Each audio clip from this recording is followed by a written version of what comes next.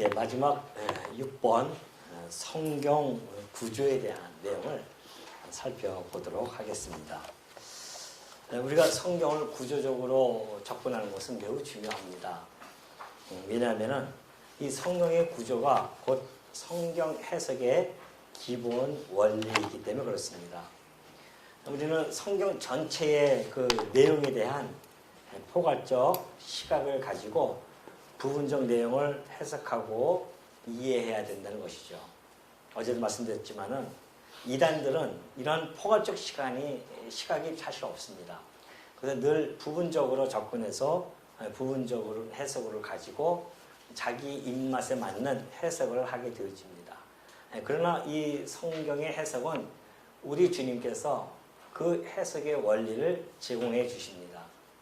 그리고 또한 이 성경의 구조 역시 인간들이 만드는 것이 아니라 하나님께서 원저자이신 하나님께서 이 성경의 구조를 정말 정밀하게 만드셔서 우리들에게 주신 겁니다. 그래서 우리가 오늘 이 성경의 구조 전체적인 내용을 한번 살펴보도록 하겠는데요. 먼저 히브리서 1장 1절부터 2절까지 한번 보겠습니다.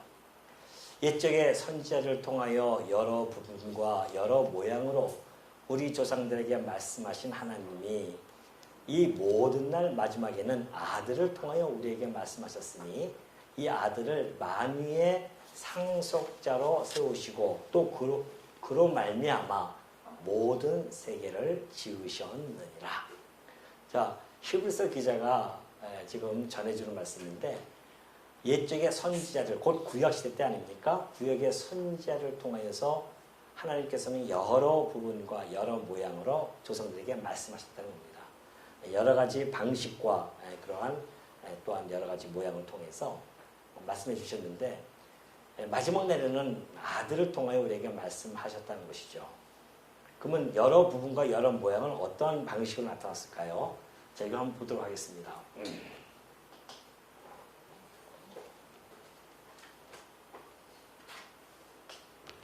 자, 여러 모양과 여러 부분이라고 했습니다. 그리고 마지막에는 아들을 통하여서 그렇게 말씀을 해줬다고 하시죠. 자, 그러면 그 힌트를 얻기 위해서는 누가복음 24장 44절 살펴볼 필요가 있죠. 또 이르실 때 내가 너희와 함께 있을 때에 너희에게 말한 바 곧 모세의 율법과 선지자의 글과 시편에 나를 가르쳐 기록된 모든 것이 이루어져야 하리라 한 말이 이것이라 하시고, 그때 당시 예수님 당시에는 이러한 구분으로 되어져 있어요. 이런 부분으로 되어져 있었습니다. 모세의 율법, 선지자의 글, 그리고 시편에 이렇게 크게 세 가지 부류로 나눠져 있는데요. 이것이 이제 오늘날 우리들에게는 크게 네 가지로 다가오는데요. 먼저 모세의 율법이 있습니다.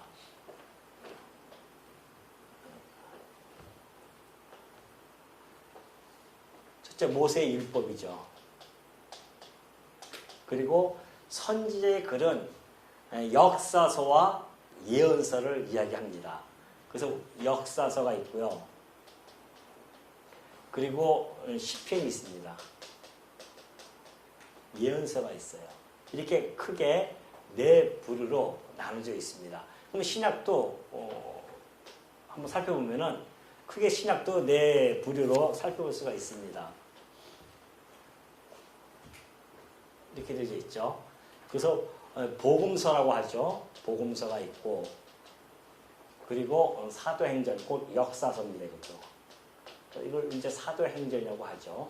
사복음서를 이야기하고, 그 다음에 서신서가 있습니다. 서신서는 로마서부터 시작해서 어디죠? 예, 유다서입니다. 그리고 마지막 계시록이 이렇게 있죠. 예언서입니다. 자, 이렇게 크게 네 가지로 구분되어져서 성경은 우리들에게 지금 전달되어져 있는데요. 그렇다고 한다면 이것을 해석하는 이제 해석의 원리를 찾아내야 된단 말입니다. 근데 그 놀랍게도 우리 주님께서 해석의 원리를 제공해 줬어요. 요한복음 5장 39절 보니까 너희가 성경에서 영생을 얻는 줄 생각하고 성경을 연구하거니와 이 성경이 곧 내게 대하여 증언한 것이다. 그래요. 자, 이 성경이 있습니다.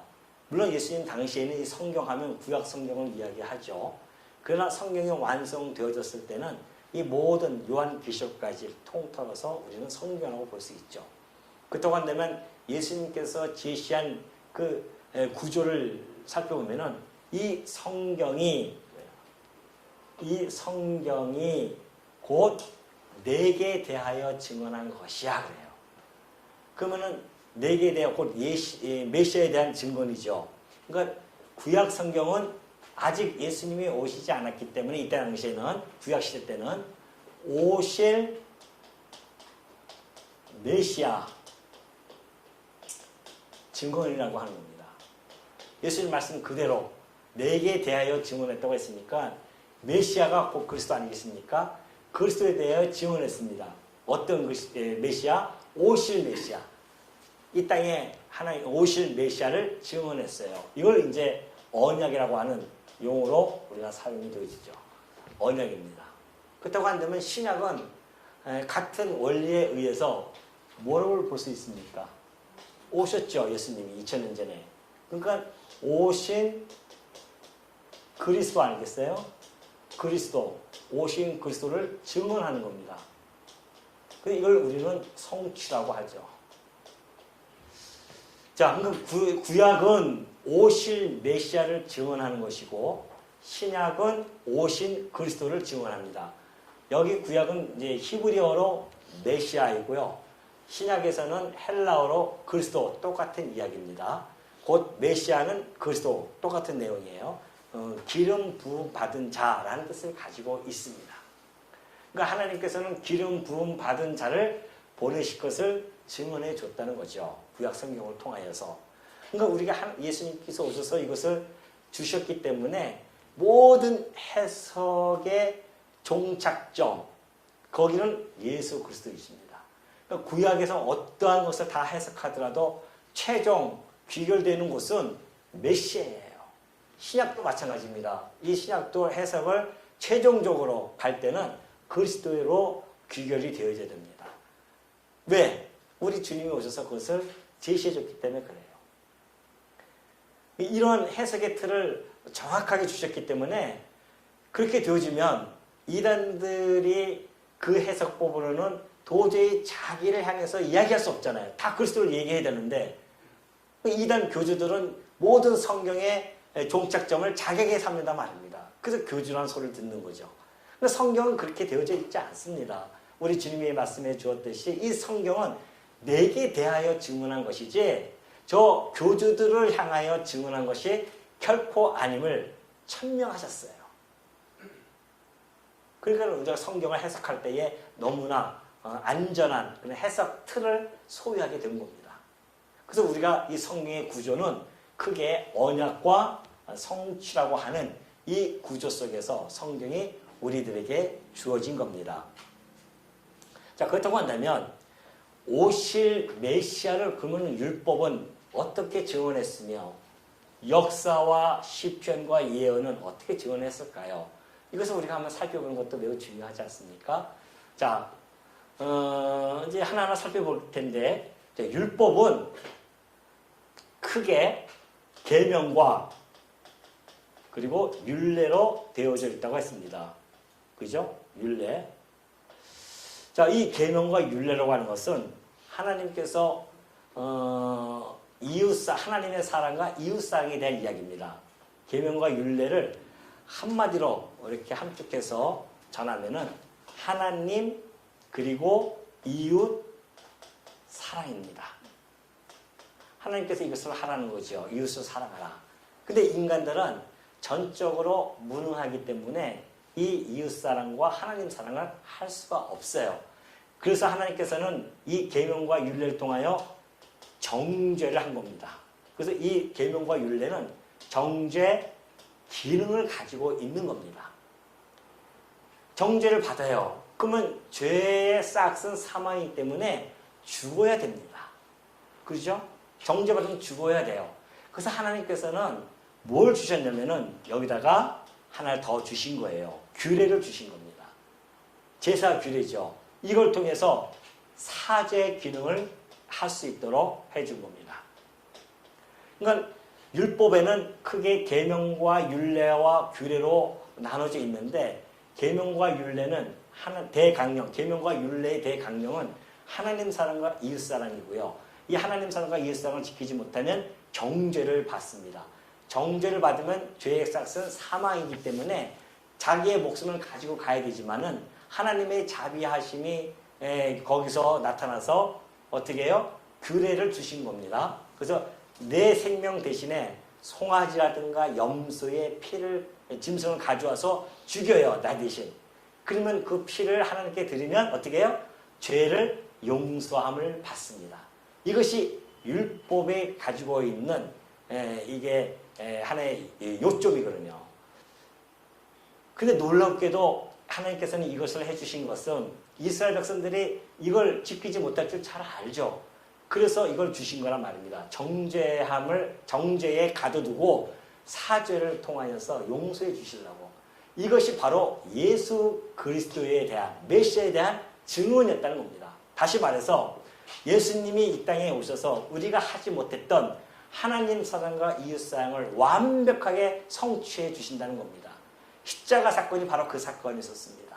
십자가 사건은 하나님께 온전히 순종을 해요. 하나님을 사랑하니까. 아버지를 사랑하시는 우리 성자 하나님께서는 십자가에서 순종하여 죽으심으로 하나님 사랑을 이루시고요. 그 십자가에서 우리의 죄 대신 죽으심으로 이웃 사랑을 실현시켜 주셨습니다. 완벽하게 이루어진 거죠. 그래서 우리가 지키지 못했던 이 정죄를 직접 십자가에서 다 받으시고 우리의 죄를 전가 받으셔서 죽으신 거예요.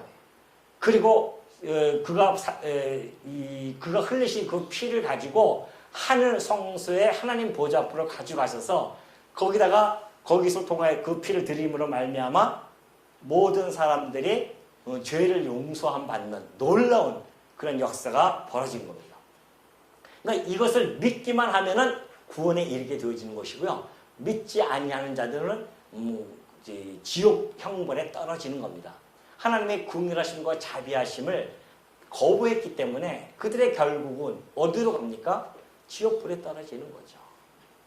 근데 오늘 여러분 정말 놀랍게도 이 율법에 대하여 그리스도를 증언했던 이 율법에 대해서 우리는 너무나 잘 알고 있기 때문에 우리 주님께서 나를 위하여 대신 죽으셨고 그리고 나의 죄를 위하여 속죄해 주시려고 하늘의 성소에 올라가셔서 하나님의 당신의 피를, 거룩한 피를 뿌리심으로 말미암아 우리의 죄를 용서해 주셨습니다 라고 우리는 믿었기 때문에 오로지 믿음으로 말미암아 우리는 의롭게 되어지고 하나님의 자녀가 되어진 겁니다. 그런 것들은 아무나 받는 것이 아니라는 겁니다.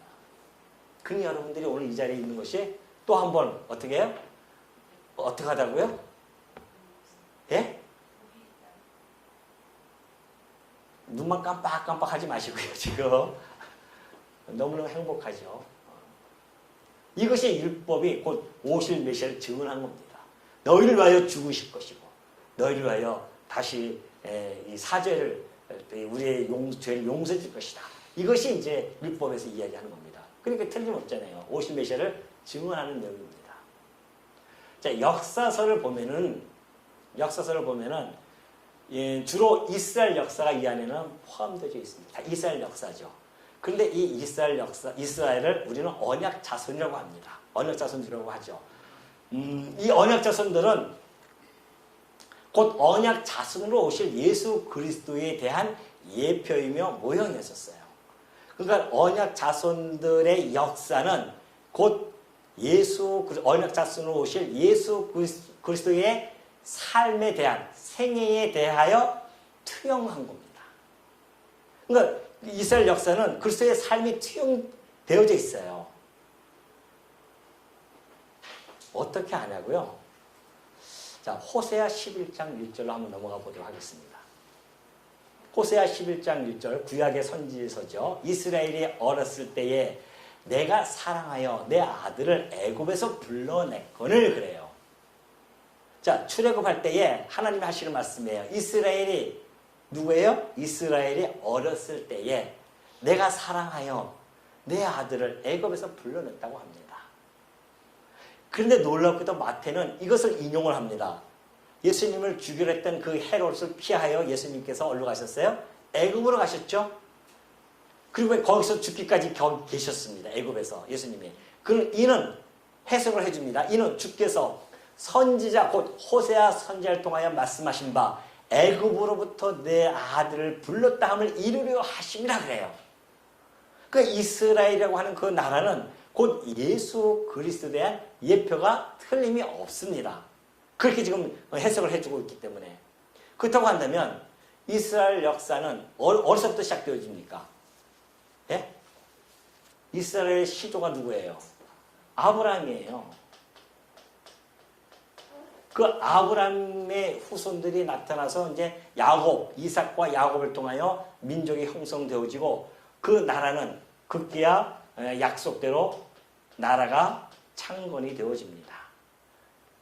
그러나 지혜를 잃었던 그 솔로몬에 의해서 나라는 붕국하게 되어지고 수많은 죄의 소용돌이에 빠지게 되어지죠. 그래서 결국 그들은 멸망을 당합니다.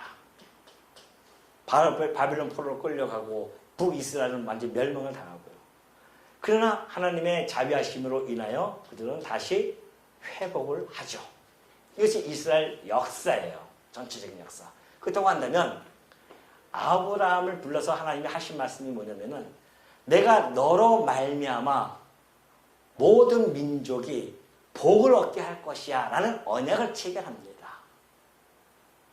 이것이 바로 복의 근원자로 오실 예수 그리스도의 성육신 사건이라는 겁니다. 이것이 아브라함과 맺었던 그러한 것들이 그 약속의 성육신이에요. 그리고서 이제 애굽에 들어가서 하나님께서 애굽부터 내 아들을 불렀다고 하잖아요. 불러서 사셨다가 본격적으로 그분이 나타나서 하시는 말씀이 모릅니까? 회개하라 천국이 가까이 왔느니라 선포를 하십니다. 이것이 바로 공생애를 시작할 때예요. 예수님의 공적인 생애를 시작합니다. 이것이 다윗 왕국의 창건을 빗대어서 지금 투영해서 설명해 주고 있거든요. 그리고 그 붕국이라고 하는 것은 예수님이 공생에 사시면서 온갖 고난을 받고 결국은 십자가에서 죽으시죠. 이게 죽으심 아닙니까? 그리고 그가 다시 회복하십니다.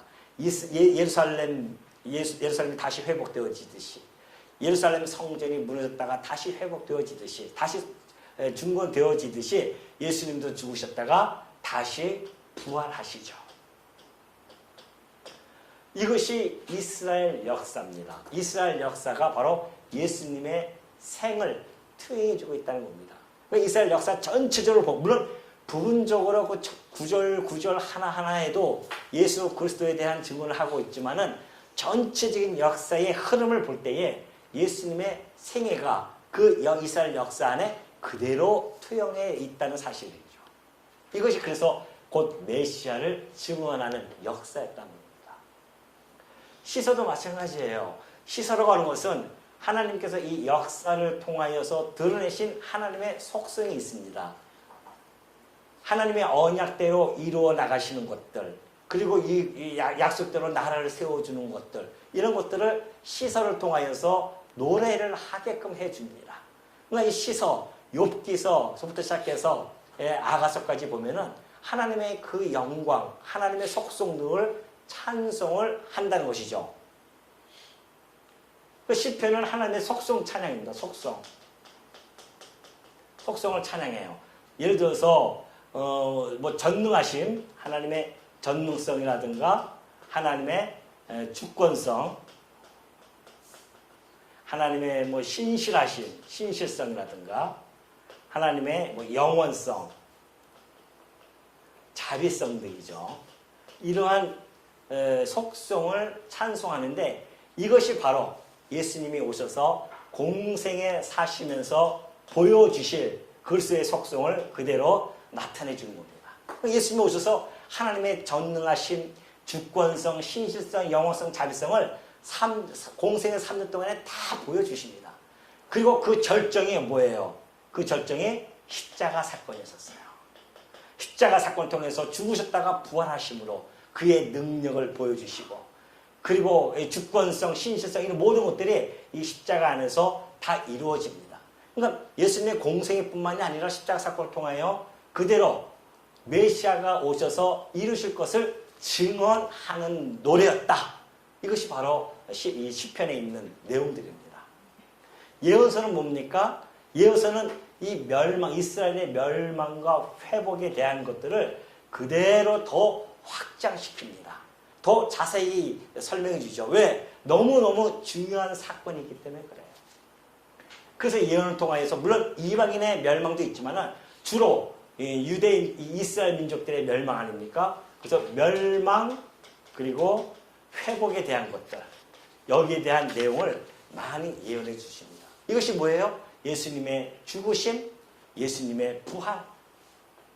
그래서 때를 때리시고 싸매시는 하나님의 언약 자손들을 때리시고 싸매신다거나, 그들을 흩으셨다가 다시 모아주신다거나, 그들을 갖다가 그 나라를 세워줬다가 다시 무너뜨리고 다시 그러나 세워준다거나, 이런 것들, 이런 모든 이 예언서, 이사야부터 시작해서 말라기서까지 나타나는 그 모든 예언들은 곧 메시아의 죽으심과 살아나심에 대한 것을 예언해 준 내용이었다.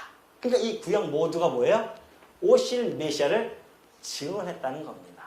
이걸 하나님이 약속해 준 거예요. 내 아들을 보내서 내가 이렇게 해주겠다. 그런데 성경 전체가 메시아를 증언하는 것이 틀림이 없죠. 그동안 되면 복음서는 어떻습니까? 복음서도 역시 마찬가지입니다. 복음서는 4복음서로 되어 있죠. 마태, 마가, 누가, 요한복음 되어 있습니다. 이 4복음서지만은 그러나 그 이 저자들, 4명의 저자를 하나님이 동원해서 각자가 하나님, 성자 하나님 예수 그리스도에 대한 것을 기록하게 하시는데 각자의 다양한 방식을 가지고 기록하게 되어집니다. 예를 들어서 직임에 대한 이야기죠. 예수 그리스도, 곧 그리스도가 직임인데 왕직이라든가 또는 제사장직, 선지직, 이러한 직임을 통하여 예수가 오신 그리스도이심을 직접 누가? 예수님께서 오셔서 보여주십니다. 증거해줘요. 직임뿐만이 아닙니다. 그분이 가지고 있는 신분이 뭡니까? 하나님의 아들 아니겠어요? 그래서 마가는 이 하나님의 아들됨에 대한 초점을 맞춰서 기록을 해주고, 그리고 누가는 그리스도의 사역에 초점을 맞춰서 그 하나님의 아들로서의 그러한 사역을 하나하나 전개해 나가는 걸 보여주고요.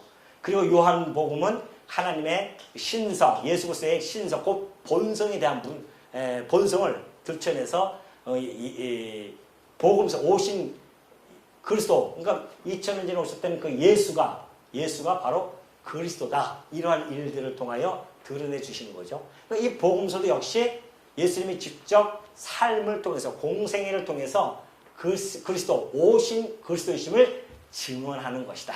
이것이 복음서에 나타나 있는 겁니다. 그러면서 예수님께서요, 하나 약속을 해주죠. 왜냐하면 이스라엘 나라라고 하는 것은 곧 하나님 나라, 곧 교회의 그러한 예표이기 때문에 교회를 세워주셔야 돼요. 그래서 여기서 약속을 해줍니다. 내가 내 교회를 세우는데 음부의 권세가 이기지 못할 그런 나라를, 교회를 내가 세워주겠다. 약속해 주십니다. 그리고 그 교회에 직접 머리가 되셔요. 왕이 되어주십니다. 그리고 그 나라를 세우기 시작하죠. 그것이 사도행전입니다. 그 역사를 통해서 교회가 세워지는데, 교회, 그리스도의 몸을 세워가기 시작합니다. 머리만 있으면 안 되잖아요. 몸이 있어야 된단 말입니다. 그래야 온전한 사람이 되어지니까. 그래서 몸을 갖다가 세우기 시작해요. 이것이 바로 교회의 창립입니다. 교회를 창립하고 점점 설립해 가기 시작하죠. 이 교회를 창립하는 과정을 보면은 구원론에 입각해서 보면은 잘 나타나 있죠. 먼저 이 교회를 창립하기 위해서는 하나님께서 그들을 부르셔요. 소명을 하신단 말입니다. 그리고 중생케 합니다. 중생한 자들, 그들을 회심시켜요. 마음을 돌이키고 회개하겠다 말이죠. 회개하게 되어지면 뭐가 나타납니까? 네? 신앙을 갖게 되어집니다. 신앙을 갖게 되어지면 하나님께서 그 신앙을 보시고 의롭다고 칭해 주셔요. 의롭다고 칭해진 자들은 하나님의 자녀가 되어지죠. 그것이 바로 양자입니다. 이것이 역사서를 통하여 나타나는 현상이에요. 그러니까 교회의 머리 대신 그리스도께서 그리스도의 몸을 세워나가는데 이러한 과정을 통해서 교회를 하나하나 세워가기 시작합니다. 그리고 서신서는 이제 이 교회를 세워놨으면 그냥 놔두면 안 되잖아요. 그래서 이 교회에게 양식을 먹이죠. 그 양식을 먹임으로 말미암아 그들에게 뭘 하십니까? 교훈을 해주십니다. 또 뭐가 있을까요? 책망도 해줘요. 이 교회가 완전한 교회가 아니기 때문에 그렇습니다. 이 교회는 지상교회예요.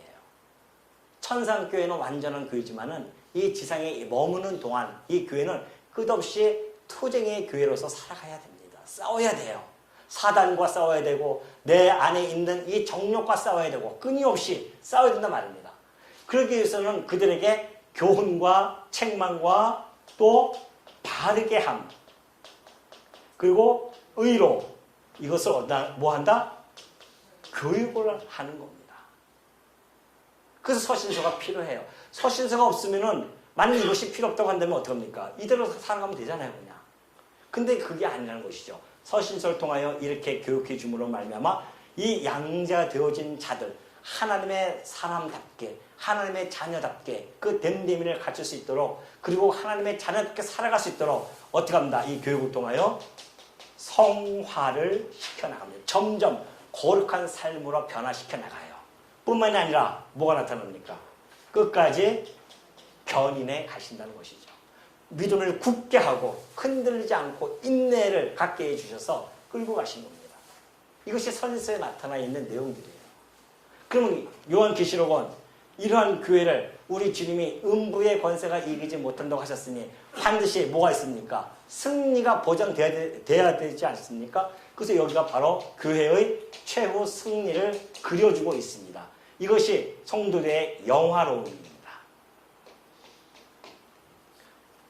이것이 성경 전체에 우리 주님께서 말씀하신 내용들이에요.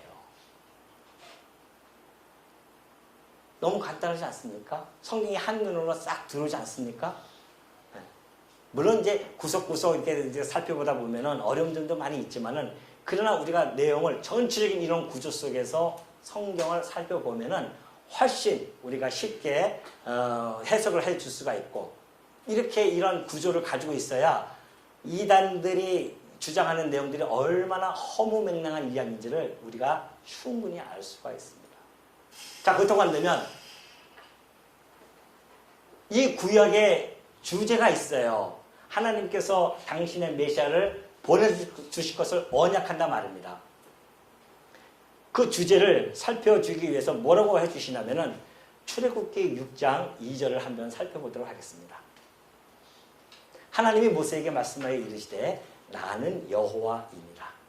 내가 아브라함과 이삭과 야곱에게 전능의 하나님으로 나타났으나 나의 이름을 여호와로는 그들에게 알리지 아니하였고 가나안 땅 곧 그들이 거류하는 땅을 그들에게 주기로 그들과 언약하였더니 이제 애굽 사람이 종으로 삼은 이스라엘 자손의 신음소리를 내가 듣고 나의 언약을 기억하노라 그러죠. 나는 여호와인데 이제 그들과 언약했는데 그 언약을 내가 기억한다. 그러면서 6절에 넘어갑니다. 그러므로 이스라엘 자손에게 말하기를 나는 여호와라. 내가 애굽 사람의 무거운 짐 밑에서 너희를 빼내며 그들의 노역에서 너희를 건지며 편팔과 여러 큰 심판들로서 너희를 속량하여 너희를 내 백성으로 삼고 나는 너희의 하나님이 되리니 나는 애굽 사람의 무거운 짐 밑에서 너희를 빼낸 너희의 하나님 여호와인 줄 너희가 알지라. 내가 아브라함과 이삭과 야곱에게 주기로 맹세한 땅으로 너희를 인도하고 그 땅을 너희에게 주어 기업을 삼게 하리라. 나는 여호와라 하셨다라.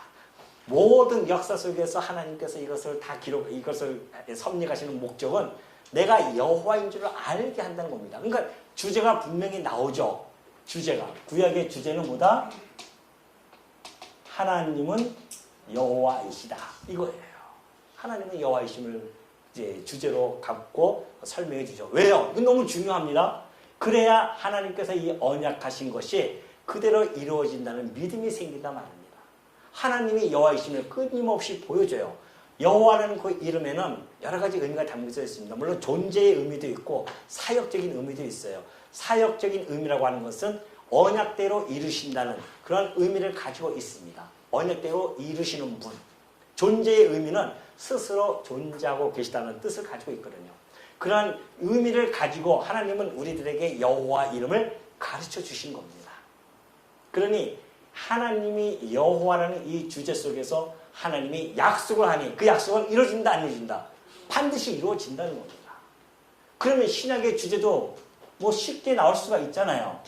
예수는 그리스도다. 이것이 답이 딱 떨어진단 말입니다. 왜? 예수님이 이 땅에 오셔서 내가 구약에 약속되어졌던 그리스도이심을 증언해 주니까. 그래야 하나님의 약속이 이루어졌음을 온 세상에 선포해야 된단 말입니다.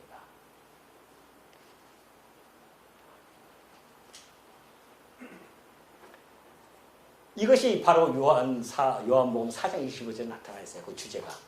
수가성 여인의 사건입니다. 수가성 여인이 이렇게 이렇게 이야기합니다. 여자가 이르되 메시아 곧 그리스도라 하는 이가 오실 줄을 내가 아노니.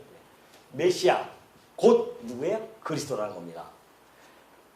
그가 오실 줄 내가 아노니 그가 오시면 모든 것을 우리에게 알려주실 것입니다. 그래요.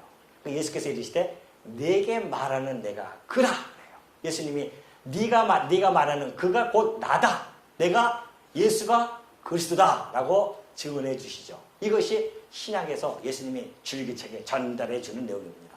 그래서 이 주제가 예수는 그리스도라는 것이죠. 자, 그렇다고 한다면 이 성경의 전체적인 내용상의 핵심이 뭐예요? 메시아입니다. 곧 그리스도가. 이것이 내용의 핵심이에요. 성경 내용의 핵심은 바로 메시아입니다. 그리스도예요.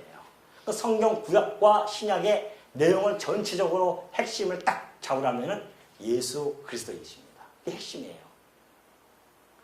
그러면 하나님께서 그 내용을 통해서 어떤 목적을 가지고 계실까요? 목적의 핵심은 우리가 알아야 되지 않습니까? 그 목적의 핵심이 바로 요한복음 12장 28절에 나타나 있어요. 아버지여 아버지의 이름을 영광스럽게 하옵소서 하시니 이에 하늘에서 소리가 나서 이르되 내가 이미 영광스럽게 하였고 또다시 영광스럽게 하리라 하시니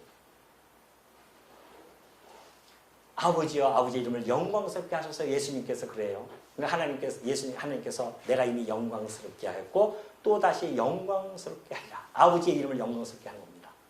근데 이제 유다가 예수님을 팔려고 나가는 그 장면이 요한복음 13장에 나타나요.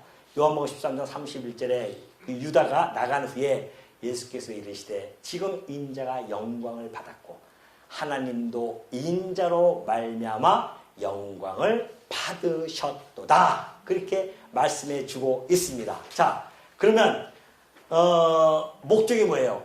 하나님도 인자로 예수 그리스도로 말미암아 뭘 받으세요? 영광을 받으셔요. 그러니까 예수님이 이 땅에 오셔서 오신 목적이 뭡니까? 아버지의 영광을 위하여 오신 거예요. 그래서 우리가 목적이 뭔가? 목적입니다. 내용상의 핵심은 그리스도라고 한다면 목적상의 핵심이 있어요. 목적의 핵심. 그분이 바로 누구다? 하나님이시다. 하나님 여호와이십니다. 그분의 영광을 위하여입니다. 그러니까 그 하나님의 영광을 선포하기 위함입니다. 하나님께서 이 모든 내용을 하신 목적은 당신의 영광을 선포하기 위함입니다. 어떠한 영광일까요? 이 영광이 바로 하나님의 존재의 영광, 그의 속성의 영광들입니다. 하나님께서는 이 모든 걸 통해서 언약대로 이루심으로 말미암아 그의 존재의 영광을 펼쳐나가십니다. 우리 예수님께서는요, 하나님의 본체의 형상이십니다. 그리고 하나님 영광의 광채이세요. 그 예수님을 우리가 알지 못하면 하나님을 도저히 알 수가 없습니다. 그래서 이 하나님께서는 이 모든 내용을 예수 그리스도에게로 집약시키는 이유가 그분이 하나님의 형상이기 때문에, 그분이 그의 영광, 하나님의 영광의 광채이시기 때문에 예수님이, 우리가 예수 그리스도를 알아야 하나님의 영광을 바르게 볼 수가 있는 겁니다. 예수님을 모르면 하나님에 대해서 알 수가 없어요. 그건 자기 좋은 소견대로 믿는 하나님이십니다. 그래서 우리가 끊임없이 성경을 통하여 예수 그리스도를 발견하는 것은 그 예수 그리스도 얼굴에 비춰지는 그 하나님의 영광의 광채를 통하여 하나님이 살아 존재하고 계시며 그분이 어떠한 분인지를 깨달아 알게 되어진단 말입니다. 깨달아 알게 되어지면 뭐 할까요? 이 일의 모든 결국을 들으면 어떤 일들이 벌어질까요? 이것이 바로 이렇게 되어져 있습니다. 전도서 12장 13절에 나타나 있어요. 일의 결국을 다 들었으니, 물론 이것은 전도서의 모든 솔로몬이 자기가 하는 그 이야기를 했지만 이 똑같은 이야기예요. 전도서에 있는 이야기나. 이 일의 결국을 다 들었어요. 오늘 여러분 다 들었습니다. 그럼 뭐해요? 그 다음에 크게 한번 해보십시오. 어떻게 하라고요? 하나님을 경외하고 그의 명령들을 지킬지어다. 이것이 모든 사람의 본분. 다시 말해서 이 존재와 속성의 영광이 선포되었으면 우리는 이걸 통해서 하나님의 여호와를 어떻게 경외하는 겁니다. 경외가 뭡니까? 두려워하며 공경하는 겁니다. 하나님을 두려워하는 자. 이것이 우리가 성도들이 살아가는 이 땅에서 살아가는 안전장치입니다. 하나님을 두려워하지 않는 자들은 자기 멋대로 살아갑니다. 자기 좋은 속인대로 갑니다. 그러나 진정으로 하나님을 두려워하고 공경하는 자들은 하나님이 두렵기 때문에 자기의 삶에 자기의 옷깃을 여미듯이 자기의 마음을 여미는 자들입니다. 또 하나 있습니다. 시편 146편 1절 보니까 할렐루야 내 영혼아 여호와를 찬양하라. 나의 생전에 여호와를 찬양하며 나의 평생에 내 하나님을 찬송하리로다. 내 생전 나의 평생에 뭘 하라? 찬송하라. 누구를? 여호와 하나님의 영광을 찬송하는 겁니다. 이것이 우리들이 살아가는 이 땅에 보냄을 받은 최종적인 궁극적인 목적이에요. 하나님의 영광을 찬송하는 것, 그를 경외하면서 살아가는 것, 이것이 이 땅에 보냄을 받은 성도들이 해야 할 결국입니다. 우리가 해야 할 일이 이거예요. 평생 생전에 평생에 불평과 불만을 하는 것이 아니라 뭘 해요? 찬송을 해야 된단 말입니다. 괴로움과 슬픔에 빠져 있지 말고 하나님을 경외하면서 그 하나님을 찬양해야 된단 말이죠. 이것이 성도에게 주신 목적이에요. 성도는 그 목적을 향해서 오늘도 살아가는 존재들입니다. 오늘만 살아갑니까? 우리가 오늘 밤 지내고 내일 아침에 일어날 때에 하나님께서 만드신 이 자연 계시를 통하여 드러나신 그 하나님의 보이지 아니하시는 능력과 신성을 오늘 우리는 내일 아침에도 여전히 하나님의 그 영광을 찬송할 것입니다.